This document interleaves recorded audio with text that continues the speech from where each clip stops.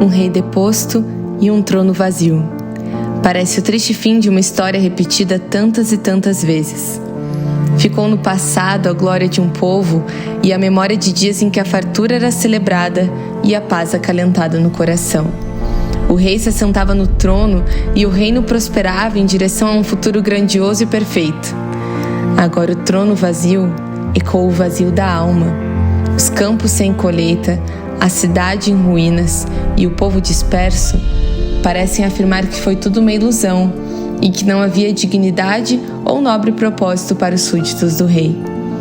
A justiça vendida por vantagens, a bondade suplantada pelo egoísmo, a coragem desfeita pelo medo, a verdade escondida em meias verdades.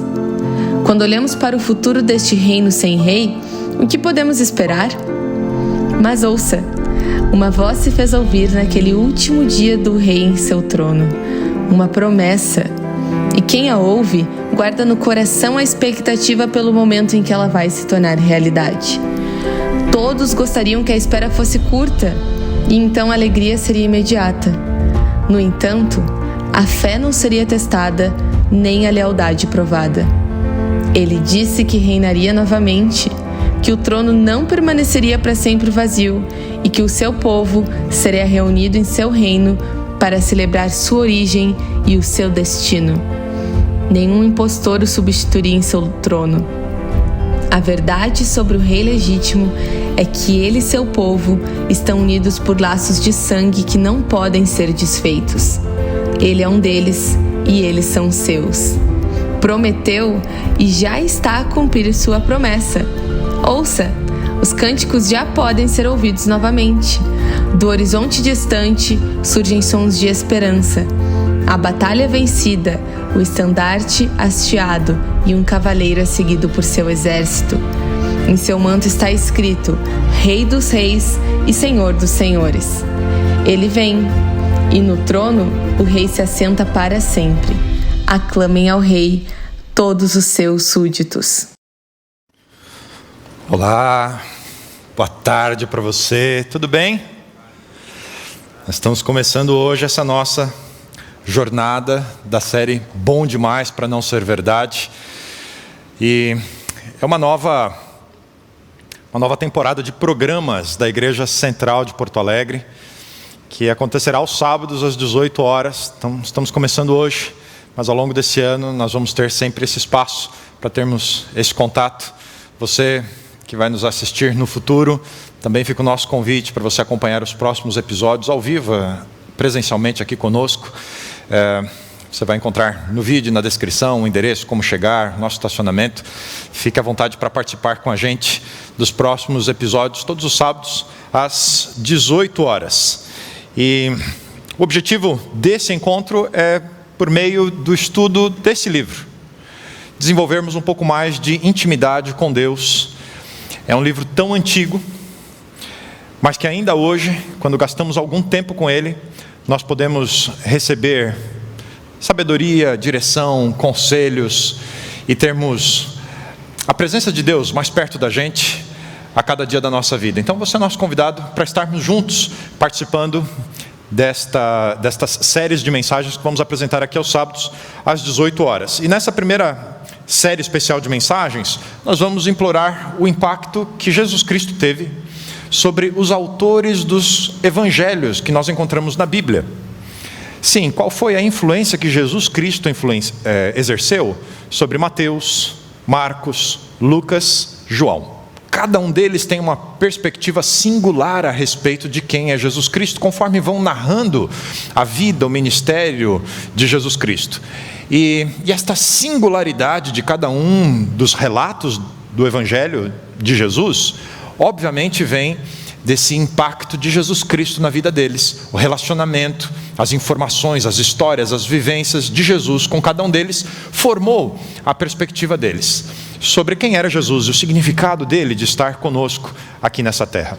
E por isso nós vamos explorar cada uma dessas percepções que os 4 evangelistas tiveram a respeito de Jesus. E hoje nós vamos começar com o Evangelho de Mateus, e nós vamos explorar algumas coisas particulares de Jesus em Mateus. Agora, o tema geral desta série, destes 4 encontros, bom demais para não ser verdade, tem a ver com uma experiência que eu vivi na época da faculdade e que me marcou bastante. Tem a ver com Jesus, tem a ver com os evangelhos, e por isso acabei trazendo essa reminiscência da faculdade para o nome dessa série. Um dos meus professores da faculdade de teologia contou para nós em sala um dia, o nome dele é um nome bem diferente, não muito comum em português, Amin Rodor, e este doutor em Novo Testamento estava explicando, compartilhando conosco os alunos, como foi a experiência dele apresentar Jesus para os filhos em casa, conforme foi contando a história de Jesus, quem ele era, como veio, por que veio, e toda a história de Jesus. E quando ele terminou de contar a história de Jesus para o filho olhou para ele assim e disse: pai, isso é bom demais para ser verdade. E ele, com toda a sua reflexão teórica, né, e ele gostava de ter esses momentos de brincar com as palavras em sala de aula com a gente, aluno, mas isso ele levava para a vida, e ele responde para o filho: não, filho, isso é bom demais para não ser verdade. A história de Jesus, aquilo que ele nos oferece, é a melhor coisa que nós seres humanos podíamos ter, e é por isso que cada um destes homens, ao registrar os evangelhos, buscaram trazer aquilo que mais tocou o coração deles, na figura de Jesus Cristo.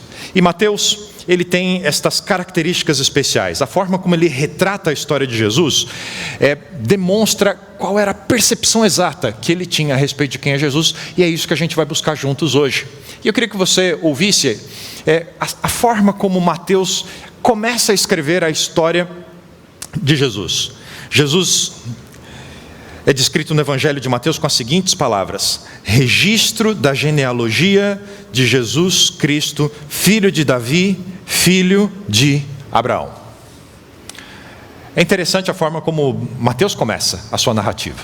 Mateus é o mais famoso dos evangelhos, não é à toa que ele é o primeiro na ordem dos 4. Ao longo da história do cristianismo, era a narrativa da vida de Jesus, a forma como nós lembramos os detalhes, estão exatamente no Evangelho de Mateus. Você já ouviu a história do nascimento de Jesus, a aparição do anjo a Maria, a José, a história do rei que manda matar os meninos, a visita dos reis que vieram, dos reis magos, né, que vieram do Oriente.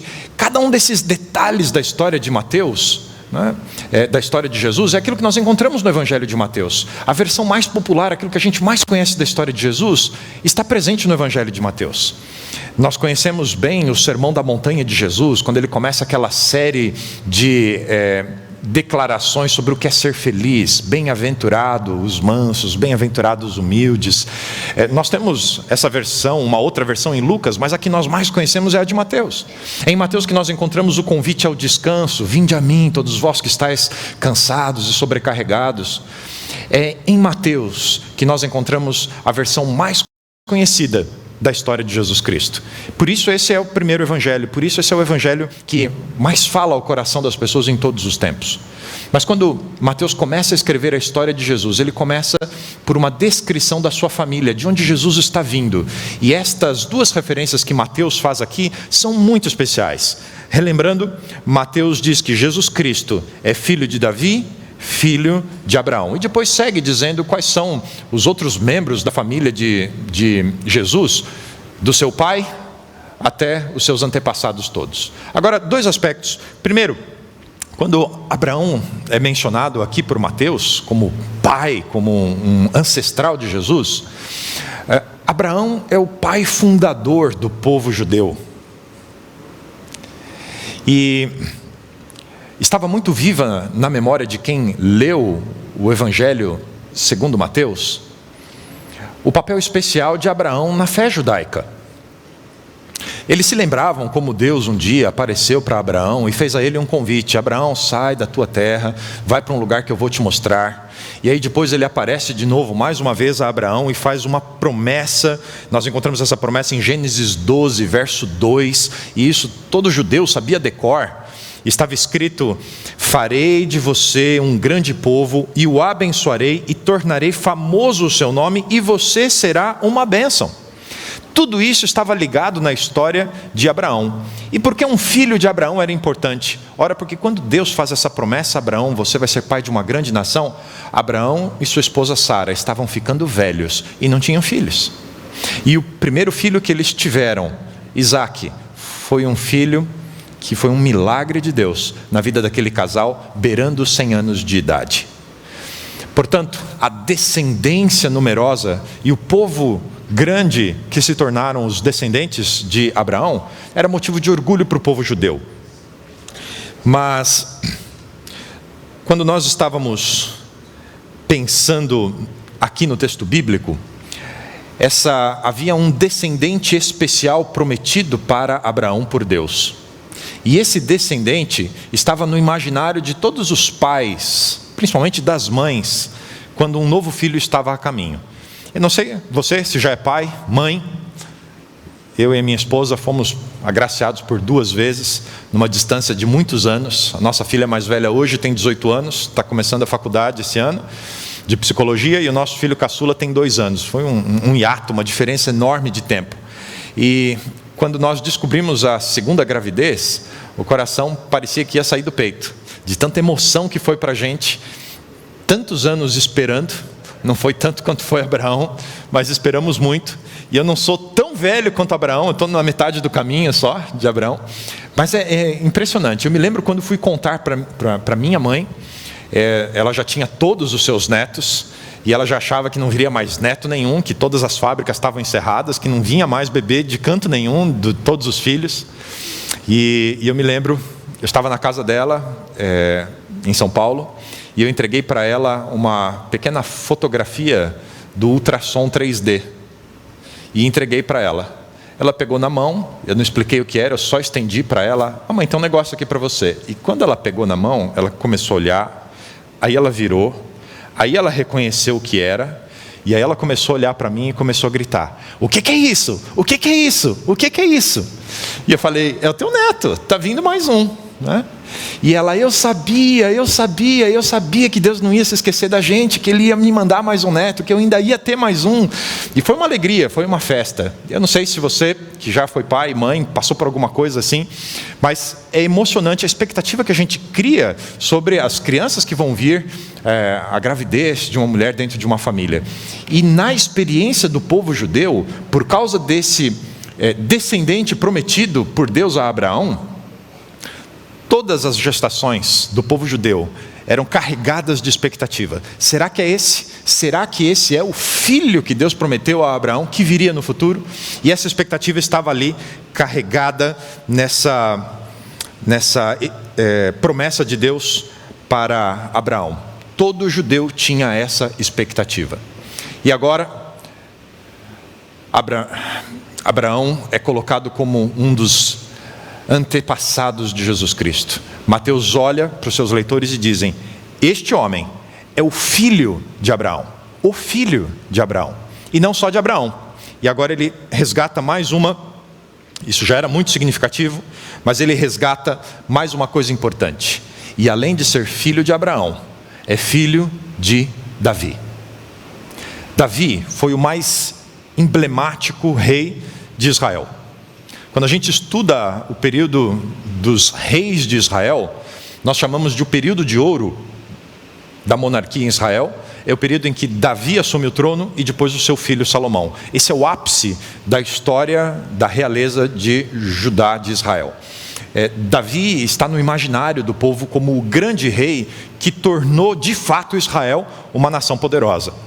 E quando Mateus escreve no seu evangelho que Jesus Cristo é filho de Davi, ele obviamente está dizendo às pessoas que Jesus Cristo, filho de um rei, era também um rei.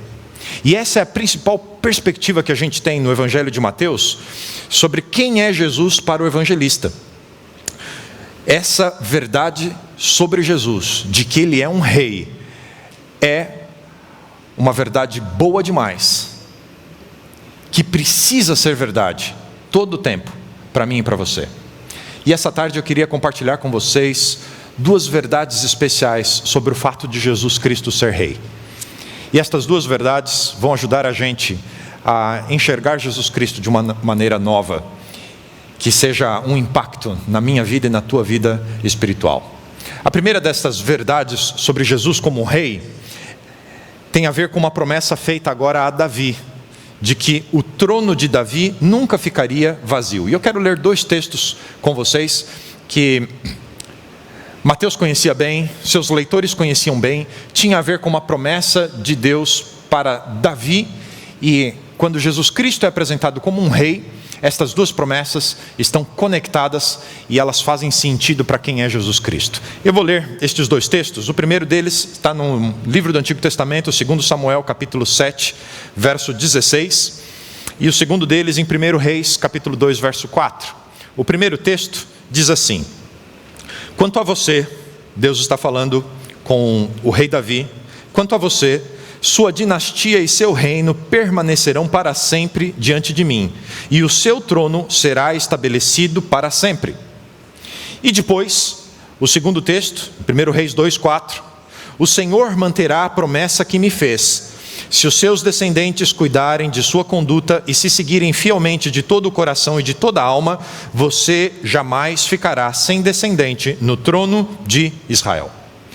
O primeiro texto, Davi, depois de uma série de vitórias militares, ele traz relativa paz para o povo de Israel. E agora que ele não tem mais compromissos militares, que os inimigos desistiram de dominar o povo de Israel, Davi começa a construir o seu palácio e para e pensa: eu não posso apenas ter um palácio para mim. Ele desejou no coração dele ter uma casa para Deus, um templo. Durante toda a história de Israel, depois do êxodo do Egito, que foram escravos por 400 anos, estiveram no Egito, Deus mandou fabricar uma barraca. O povo vivia em tendas, em barracas, e havia uma tenda, uma barraca para Deus que ficava no centro do acampamento. E conforme eles foram migrando e mudando de lugares para lugares, a casa temporária de Deus, essa barraca, era desmontada e montada, desmontada e montada. E agora o povo já estava estabelecido na terra, mas Deus ainda não tinha uma casa. E Davi sentiu no coração: eu preciso fazer uma casa para Deus. E quando ele só pensou em fazer uma casa para Deus, Deus apareceu ao profeta Natã, nesse texto, e disse: Natã, Davi, o rei, quer construir uma casa para mim. Eu nunca tive casa, sempre fui morando de barraca em barraca. Todo mundo agora já tem casas, e eu não. E o meu servo, o rei Davi, tem o desejo de fazer uma casa para mim. Então vai e diga para ele. Ele vai conseguir todos os materiais, o filho dele é quem vai construir. Mas porque ele tem o desejo de expressar o amor dele por mim, me construindo uma casa, eu quero expressar o meu amor por ele. E eu estou fazendo uma promessa a ele. Enquanto os descendentes dele forem fiéis a mim, nunca lhe faltará um herdeiro no trono de Israel. Essa foi a promessa que Davi recebeu de Deus. E a segunda promessa que nós encontramos ali em 1 Reis capítulo 2, verso 4, é Davi no leito de morte. No seu último dia, ele chama o seu sucessor, o filho Salomão, e diz para ele: filho, eu estou cumprindo o meu ciclo aqui nessa terra, vai acontecer comigo o que aconteceram com todos os que vieram antes de mim, eu estou me aproximando da minha morte e você vai assumir o trono no meu lugar.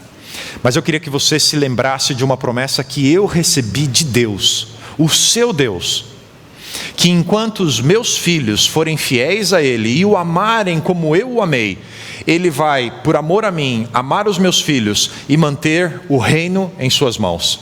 Portanto, Salomão, faça uma boa escolha, escolha Deus, escolha os seus princípios, escolha o bem que Ele busca, e enquanto você e os seus descendentes, os meus descendentes buscarem isso, sempre haverá um dos meus filhos sentado no trono. Essa era a promessa de Deus para Davi e para todo o povo judeu.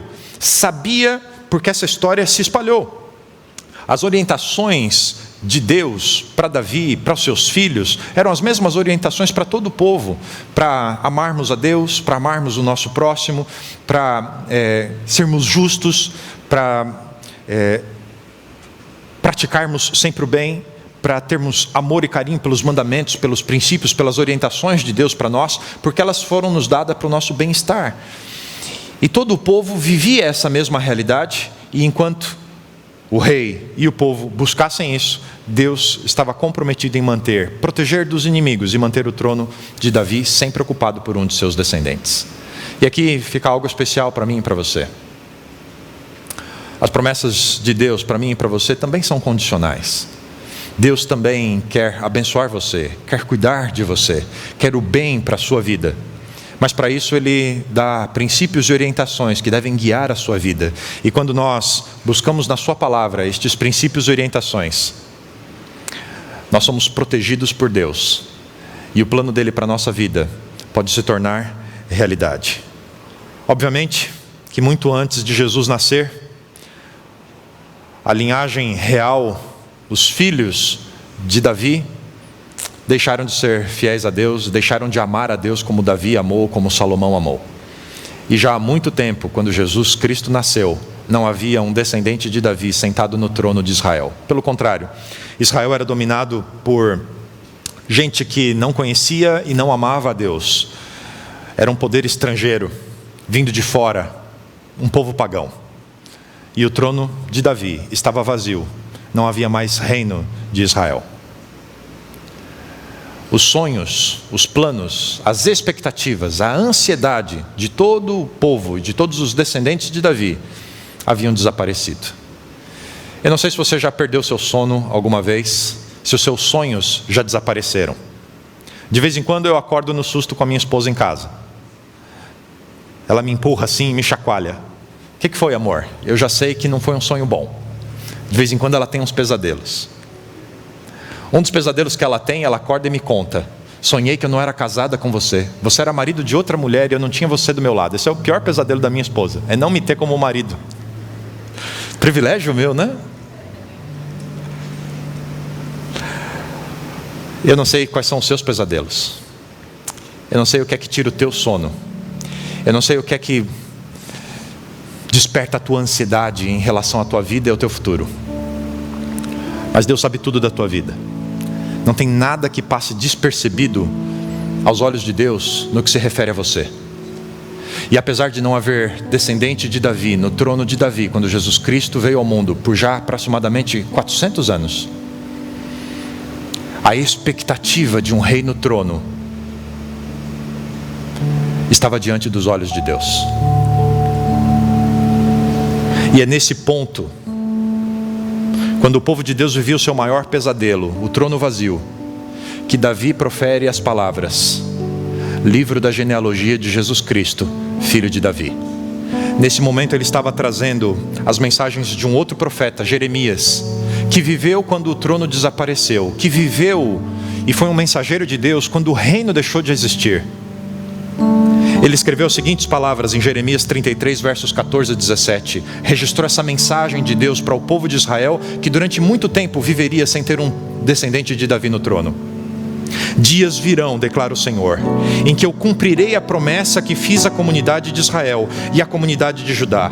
E naqueles dias e naquela época farei brotar um renovo justo da linhagem de Davi, e ele fará o que é justo e certo na terra. E naqueles dias Judá será salva e Jerusalém viverá em segurança. E este é o nome pelo qual ela será chamada: o Senhor é a nossa justiça, porque assim diz o Senhor: Davi jamais deixará de ter um descendente que se assente no trono de Israel. Para cumprir a promessa de um rei no trono, Deus se fez filho de Davi. Veio e viveu entre nós. E viveu como todos os filhos de Davi deveriam viver para estarem sempre no trono. Viveu de maneira justa, praticando o bem, amando a Deus. Ora, Davi amou a Deus como ninguém, e Deus amou a Davi.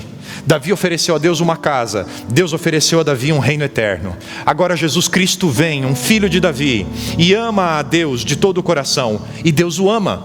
E o filho oferece a Deus justiça e reparação, e Deus oferece ao filho perdão e salvação para todos os demais seres humanos, por amor a seu filho Jesus Cristo. Você já entendeu? Jesus Cristo veio como rei, e onde a humanidade foi derrotada, Deus foi vitorioso. E isso significa que a verdade sobre o rei é que ele fez o que ninguém mais poderia fazer por mim e por você. Se tornou justiça diante de Deus, para que ele nos olhasse com um olhar de reconhecimento. Vocês também são meus filhos amados por causa de Jesus. Jesus fez o que ninguém mais poderia fazer por mim e por você. A segunda e última verdade sobre o rei que eu queria deixar com vocês hoje, além de Jesus cumprir a promessa feita a Davi de que o seu trono nunca ficaria vazio, a segunda verdade sobre o rei é que Jesus Cristo tem o seu próprio reino.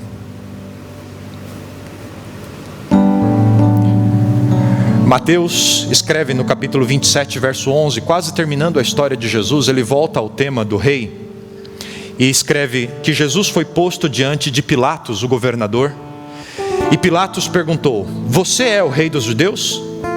Ao que Jesus respondeu: sim, é como dizes, eu sou. Mateus menciona no seu evangelho 54 versos sobre o reino de Jesus Cristo, o reino dos céus. São explicações, são ensinos de Jesus a respeito do seu reino. Nós temos pelo menos 9 vezes a expressão dita por Jesus, registrada por Mateus: o reino dos céus é semelhante a... E então Jesus Cristo apresenta uma história, uma ilustração, aquilo que a gente chama de parábola, ilustrando e ensinando sobre como é o seu reino. Algumas dessas histórias ficaram eternizadas na memória das pessoas. O reino dos céus é semelhante a um semeador, é semelhante a um comprador de pérolas, é semelhante a um pescador. E todas essas histórias que Jesus foi contando nos ensinam que o reino dos céus é um reino de misericórdia, é um reino de paciência, é um reino de fé, é um reino que transforma a realidade das pessoas. O reino de Jesus Cristo é a mais valiosa experiência para a humanidade e que vale mais do que qualquer outra coisa que tenhamos. O reino dos céus é o destino disponível para todos aqueles que quiserem se tornar súditos do rei. Jesus Cristo tem o seu reino, e isso é um contraste com os reinos aqui dos seres humanos. Eu não sei se você sabe, mas nós temos uma família real brasileira, e de quando em quando eles aparecem fazendo propaganda da monarquia. Um desejo enorme de voltar ao sistema imperial e que o Brasil tenha um rei de novo. Eles já têm a fila dos herdeiros. E é interessante: reis e príncipes sem trono, herdeiros sem reino. Jesus Cristo não depende do reino de ninguém, ele tem o seu próprio. Ele não precisa ser eleito ou ser escolhido pelas pessoas para ser rei de fato. Ele já tem o seu reino, mas o que ele nos oferece é a oportunidade de nós participarmos do reino que é dele. Um reino que já existe aqui e agora, mas que um dia vai se tornar o governo principal da humanidade. A verdade sobre Jesus é que ele oferece para todos os seres humanos, não importa onde você nasceu, não importa o seu sangue, não importa a sua raça, não importa a sua língua, não importa a sua cultura, todos nós podemos ser recebidos como participantes do reino de Jesus Cristo. Jesus não é apenas o rei dos judeus, ele é o rei de todos nós, ele é o meu rei. E ele pode ser o seu rei. E como ser humano, Jesus Cristo se tornou nosso irmão. E isso significa que se ele é o rei, nós somos herdeiros de seu reino. Você é príncipe, é princesa do reino de Deus. E quando nós descobrimos a nossa identidade, a partir da identidade de Jesus, a verdade sobre o rei revela uma verdade especial sobre nós, que eu e você fomos predestinados por Deus para uma realidade diferente daquela que a gente conhece. Você pode fazer parte da história de Jesus Cristo como rei. Assim que Jesus Cristo venceu a morte pela ressurreição, de acordo com a narrativa de Mateus, Jesus Cristo voltou ao céu. E há um texto bíblico que está em Salmo capítulo 24, que descreve a cena de Jesus Cristo retornando aos céus, depois de cumprir a sua missão aqui nessa terra. E eu queria ler uns trechinhos desse salmo para concluirmos a nossa reflexão de hoje à tarde. O salmista, escrevendo esse texto muitos e muitos e muitos anos antes que Israel perdesse o seu reino e que Jesus o reconquistasse e o firmasse para todo sempre,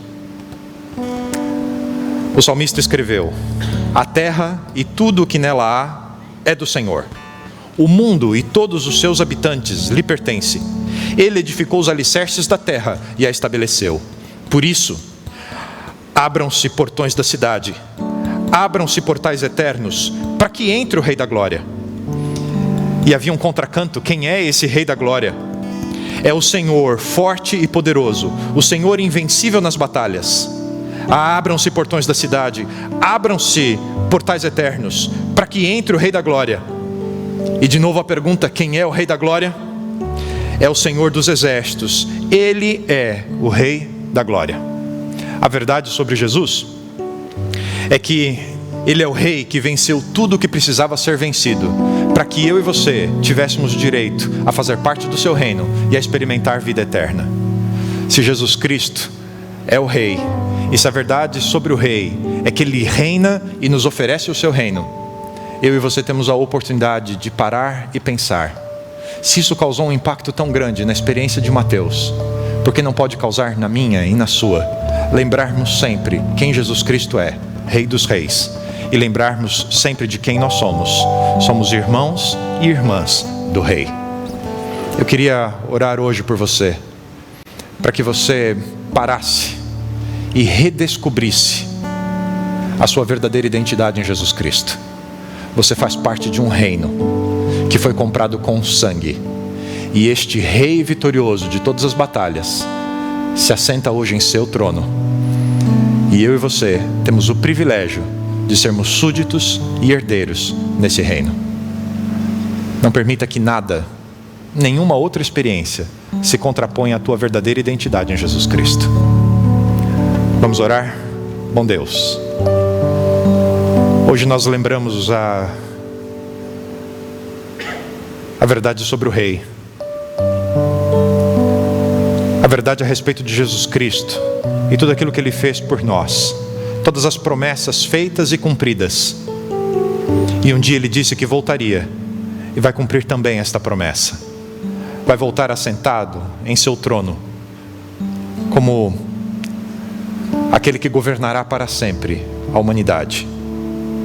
Queremos estar juntos com Ele naquele dia e fazermos parte agora e no futuro do reino de Jesus Cristo. Nos ajuda, Senhor, a não sermos derrotados pela realidade ao nosso redor, não sermos consumidos pelas nossas ansiedades, não olharmos para o futuro com desconfiança e nem com vergonha para o nosso presente, mas nos ajuda a olhar para Jesus Cristo, e assim como Davi o amou, Jesus o amou, nós também podemos te amar, Deus. E o Senhor, que já nos ama, vai nos oferecer em Jesus todas as coisas que nós precisamos, para que a gente esteja contigo durante toda a eternidade. Desperta em nosso coração o amor,